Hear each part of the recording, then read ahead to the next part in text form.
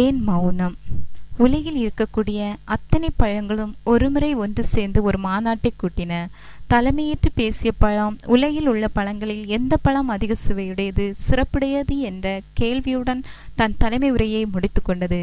பழங்கள் ஒன்றுக்கொன்று அடித்தொண்டையில் குசுகுசுவென பேசின.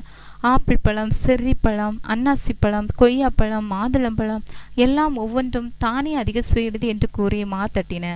ஆனால் திராட்சை பழம் மட்டும் எதுவும் பேசாமல் அமைதியுடன் இருந்தது. எல்லா பழங்களும் திராட்சை பழத்தை வியப்புடன் பார்த்தவண்ணம் இருந்தன. திராட்சை பழம் எதையாவது பேசும் என்று எதிர்பார்த்தன. ஆனால் அதுவோ மௌனம் காட்டியது. இதனால் மற்ற பழங்கள் திராட்சை பழத்தை பார்த்து இழிவாக சிரித்தன. அப்போது பலாப்பழம் ஒன்று உருண்டு வந்தது. அது திராட்சை பழத்தை பார்த்து அன்புடன் கேட்டது, திராட்சையை நீ ஏன் மௌனமாக நிற்கிறாய்? எனக்கு தெரியும், உலகில் உள்ள பழங்களே சிறப்பு பெற்றவன், நன்மையை செய்பவன், நலம் அளிப்பவன், சுவை அரும்பியவன் நீதான் என்று. ஆனால் அதையும் தாண்டிய ஒரு சிறப்பு தகுதி உன்னிடம் உண்டு. அதை நீயே உன் வாயில் சொல்ல வேண்டும். அப்போதுதான் மற்ற பழங்களும் உன் தகுதி பற்றி அறிந்து கொள்ளும் என்று கூறியது. திராட்சை பழம் அமைதியாக கூறியது, அண்ணா, நீங்கள் எல்லாருமே தனித்தனியாக வருகிறீர்கள், தனித்தனியாக விற்பனை செய்யப்படுகிறீர்கள். ஆனால் நாங்கள் ஒரு கூட்டமாக கொத்தாக வளர்கிறோம். நாங்கள் ஒருவர் வளர்வதற்கு மற்றவர்களுக்கு இடம் தருகிறோம், விட்டு கொடுத்து வாழ்கிறோம். விற்பனைக்கு போகும்போதும் கொத்தாகவே செல்கிறோம். தனியாக நாங்கள் விலை போவதில்லை.